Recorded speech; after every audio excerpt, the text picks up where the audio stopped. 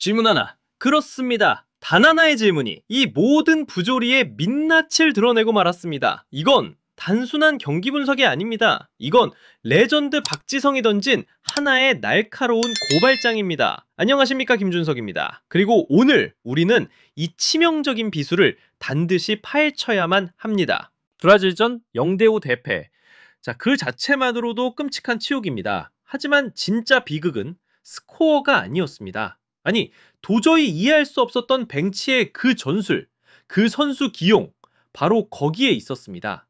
그리고 그때 레전드 박지성이 나타났습니다. 그는 길게 말하지 않았습니다. 하지만 그가 뱉은 그 한마디가 대표팀의 컨트롤 타워, 그 머리를 향해 거침없이 날아가 박혔습니다. 자, 여러분, 박지성의 그 온화한 말투에 속으시면 안 됩니다. 절대로요. 그 안에 숨겨진 날카로움을 보셔야 합니다. 그가 선택한 무기가 무엇이었는지에 집중해야 합니다. 이건 누가 못했다, 저건 실수였다 같은 그런 감정적인 비난이 아니었습니다. 아니에요. 그가 던진 건 아주 단순하지만 정말 지독한 독이 가득 찬 단 하나의 질문이었습니다. 바로 이겁니다.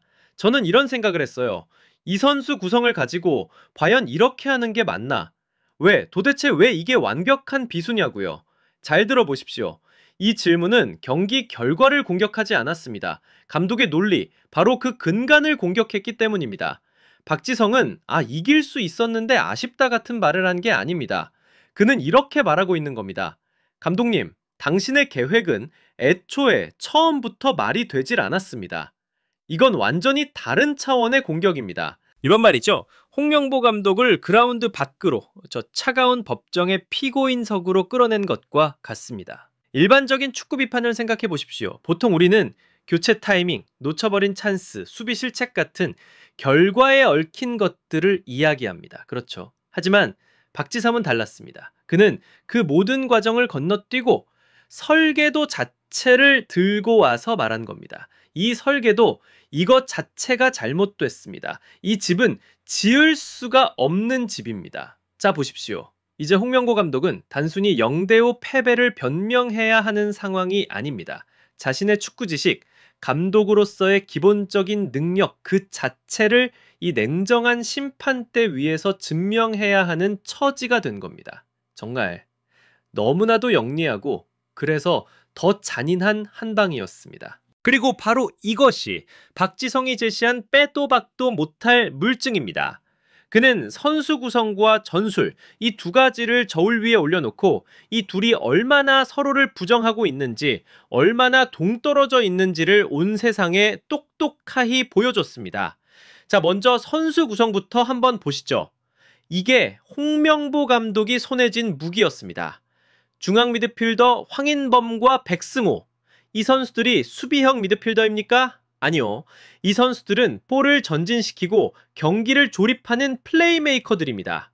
양쪽 윙백 이태석과 설령우는요, 이 선수들 DNA에는 오직 공격만이 새겨져 있습니다. 수비보다 공격에 훨씬 더 큰 강점을 가진 선수들이란 말입니다. 그리고 최전방 3톱, 손흥민, 이강인, 이재성, 어떻습니까? 말이 필요합니까?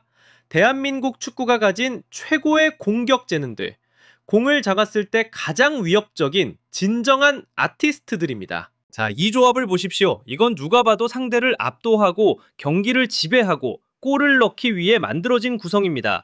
상대 진영에서부터 상대를 질식시키라고 뽑아놓은 선수들이란 말입니다. 그런데 우리가 본 전술은 무엇이었습니까? 도대체 그라운드에서 펼쳐진 건 무슨 축구였습니까? 라인을 한껏 끌어내렸습니다. 전원 수비에 가담했습니다. 그리고는 희망도 없는 역습을 막연하게 기다렸습니다. 이게 뭡니까 도대체? 가장 빠른 슈퍼카를 사놓고 시속 20km로 동네만 빙빙 돈 꼴입니다. 최고의 공격수들을 데려다 놓고 그들에게 시킨 것이라고는 상대 공격수 꽁문이나 쫓아다니라는 것뿐이었습니다. 이건 전술적인 실수를 넘어선 전술적인 범죄 행위입니다. 선수들의 재능에 대한 명백한 배신 행위란 말입니다. 자, 바로 이 지점에서 박지성이 내리는 최종적인 유죄 판결이 드러납니다. 그건 바로 홍명보 감독이 자신의 손에 쥐고 있는 선수들을 전혀 단 하나도 이해하지 못하고 있다는 끔찍한 사실입니다. 감독이라는 사람은 요리사입니다. 최고의 재료를 가지고 최고의 요리를 만들어야 합니다. 그런데 지금 이게 뭡니까? 세상에서 가장 빠른 경주마를 데려다가 무거운 쟁기를 끌게 하고 있습니다. 최고의 바이올리니스트 손에 드럼스틱을 쥐어주고 있는 꼴이란 말입니다. 이건 말이 되질 않아요. 이건 단순한 전술적 실수가 아닙니다. 이건 감독으로서 갖춰야 할 가장 기본적인 인지 능력의 실패입니다. 내가 가진 무기가 칼인지, 창인지, 활인지도 모르고 전쟁터에 나간 장소와 대체 뭐가 다르단 말입니까?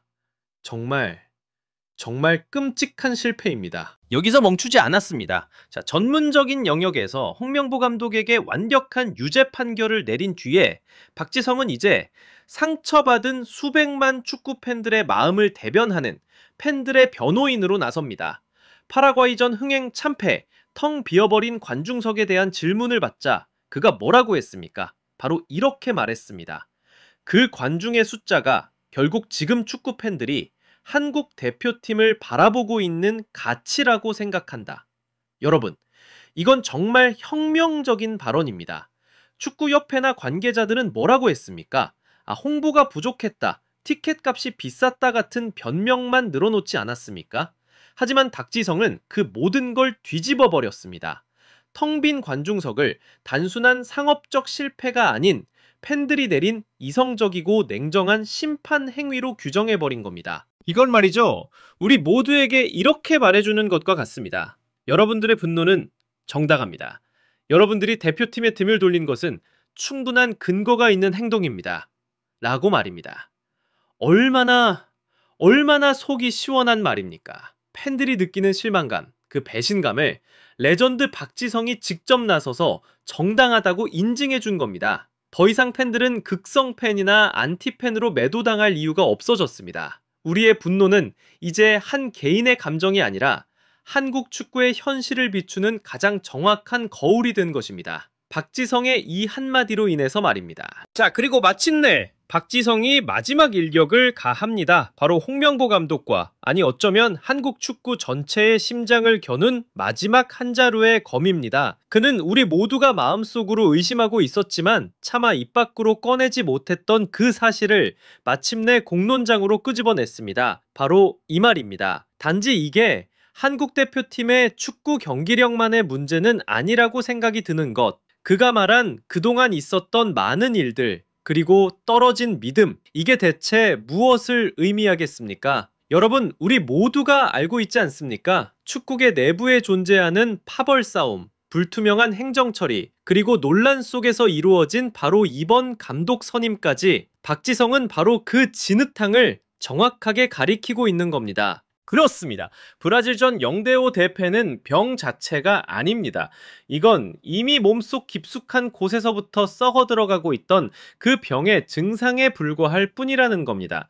아무리 최고의 의사가 와서 감기약을 처방한들 무슨 소용이 있겠습니까? 이미 내부가 골마 터지고 있는데 말입니다. 박지성의 이 마지막 발언은 단순한 경기 평가를 넘어서서 한국 축구 시스템 전체에 대한 가장 근본적인 질문을 던진 것입니다. 문제는 그라운드 안에만 있는 것이 아니다. 진짜 문제는 바로 그라운드 밖에 있다. 라고 말입니다. 여러분, 겉보기엔 온화했던 단 몇 마디 말로 박지성은 인식의 쿠데타를 일으켰습니다. 그는 홍명보 감독을 전략가가 아닌 모순으로 가득 찬 지휘자로 완전히 발가벗겼습니다. 팬들의 분노를 정당화했으며, 그리고 가장 중요하게는 그 진흙탕이 진짜 존재한다는 것을 우리 모두에게 확인시켜줬습니다. 자, 문제는 바로 사고방식입니다. 자기 선수조차 제대로 이해하지 못하는 사고방식, 그리고 진실을 직면할 용기조차 없는 그 낡은 사고방식입니다. 아니 정말이지, 이 고집스럽고 모순적인 사고방식을 바꾸지 않는다면 손흥민이 10명, 그렇습니다. 손흥민이 10명 있어도 우리는 또다시 쓰라린 실패를 맛볼 겁니다. 이 고통스러운 진실을 우리는 반드시 똑바로 마주해야만 합니다. 오늘의 실패 정말 뼈아픈 교훈입니다. 박지성의 말은 우리의 안일함에 내린 사망 선고였습니다. 하지만 저는 믿습니다. 비온 뒤에 땅은 반드시 다시 굳을 겁니다. 우리가 한국 축구를 사랑하기 때문입니다. 지금까지 저 김준석의 관점이었습니다. 여러분의 생각은 어떻습니까? 댓글로 남겨주십시오. 그리고 가장 뜨거운 분석을 놓치지 않으시려면 좋아요와 구독, 잊지 마십시오. 다시 뵙겠습니다.